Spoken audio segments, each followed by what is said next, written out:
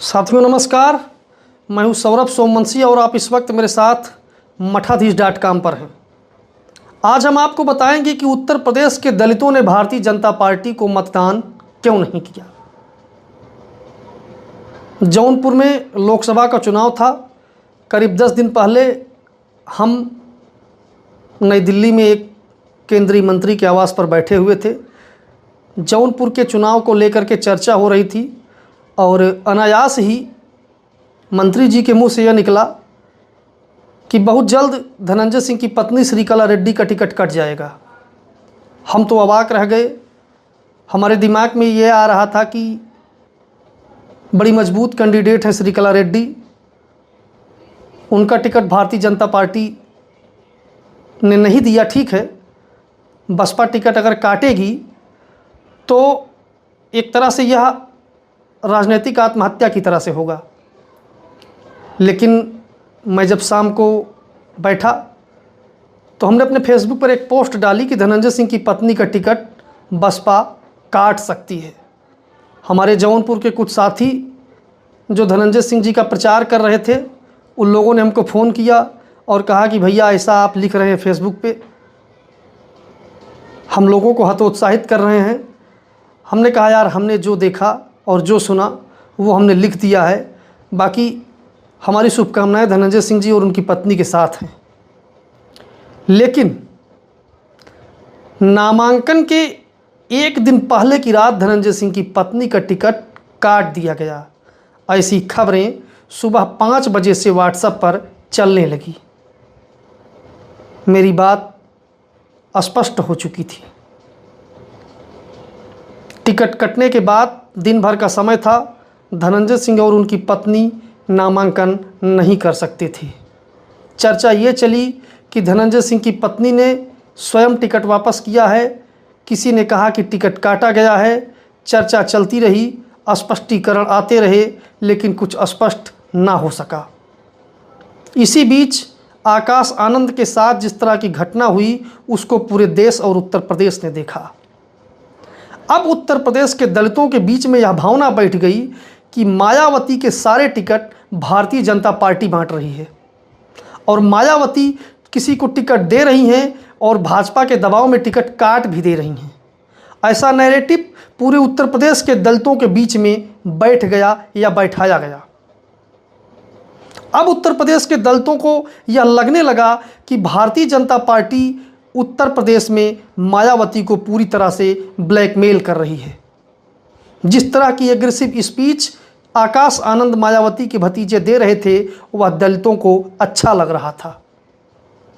लेकिन उस aggressive speech का परिणाम भारतीय जनता पार्टी को अपने नकारात्मक रूप में लग रहा था। इसलिए आकाश आनंद को मायावती के द्वारा घर बैठा दिया गया।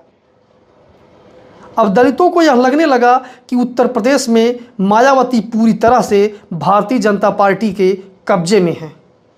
इसी बीच आप लोगों को याद होगा कि ओम प्रकाश राजभर ने भी एक बयान दिया था। जब उनका बेटा चुनाव लड़ने के लिए घोसी गया तो ओम प्रकाश राजभर ने अपनी पहली स्पीच में कहा कि बसपा से भी एक उम्मीदवार को टिकट दिलवा दिया हूं हारने के लिए, वो हमको जिताने के लिए पूरा काम कर रहा है। निश्चित तौर पर ओम प्रकाश राजभर का यह बयान जौनपुर में जिस तरह से धनंजय सिंह की पत्नी के टिकट कटने के 15 दिन पहले पूरे देश और प्रदेश को पता था कि बसपा इन मौके पर इनका टिकट काट देगी, ये सारी चीज़ें ऐसा दिखा रही थी कि मायावती पूरी तरह से भारतीय जनता पार्टी के कब्जे में है। भारतीय जनता पार्टी के नेता भी लगातार यह हर जगह संदेश दे रहे थे कि बहुजन समाज पार्टी हमारे कब्जे में है और बहुजन समाज पार्टी का उम्मीदवार लड़ने की स्थिति में नहीं है सिवाय जौनपुर के, और जौनपुर में टिकट काट दिया गया। कहा जाता है कि कभी कभी बहुत ज़्यादा कॉन्फिडेंस भी नुकसान पहुंचा देता है। भारतीय जनता पार्टी के साथ भी वही हुआ, और हुआ ये कि भारतीय जनता पार्टी के विरोध में जो दलित उम्मीदवार को, जिन दलित वोटों को बहुजन समाज पार्टी के पास जाना चाहिए था, उन लोगों को यह समझ में आ गया कि मायावती भारतीय जनता पार्टी की बी टीम की तरह से काम कर रही हैं। इसलिए भारतीय जनता पार्टी के विरोध में यदि मतदान करना है तो सबसे अच्छा है गठबंधन को मतदान किया जाए।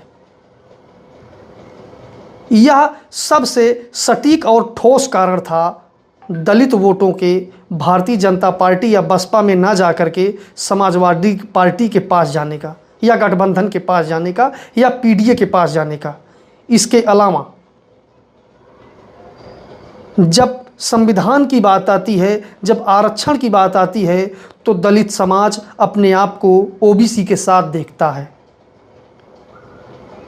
निश्चित तौर पर पिछड़ा, दलित और अल्पसंख्यक का जो कॉम्बिनेशन कांग्रेस और समाजवादी पार्टी ने उत्तर प्रदेश में मिलकर के बनाया, उसका फ़ायदा उनको हुआ। लेकिन सोचने वाली बात यह भी है कि अगर ऐसे ही फ़ायदा होना था तो सपा और बसपा के गठबंधन के दौर में इस तरह का फ़ायदा क्यों नहीं हुआ। निश्चित तौर पर जिस तरह की आकाश आनंद वाली परिस्थिति थी, जौनपुर में धनंजय सिंह की परिस्थिति थी, उस तरह की परिस्थितियां उस समय नहीं हो पाई थी। इसलिए उस समय दलित समाज कन्फ्यूजन में था और उस समय मायावती को तो फ़ायदा हुआ, लेकिन अखिलेश यादव को कोई फ़ायदा नहीं हुआ। इसीलिए कहा जाता है कभी कभी बड़बोलेपन से बचना चाहिए, और भारतीय जनता पार्टी के नेता यह काम नहीं कर पा रहे थे। उन लोगों को लगता था कि मायावती पूरी तरह से अमित शाह के कब्जे में है, भाजपा के कब्जे में है, और जो चाहेंगे वही करेंगी मायावती।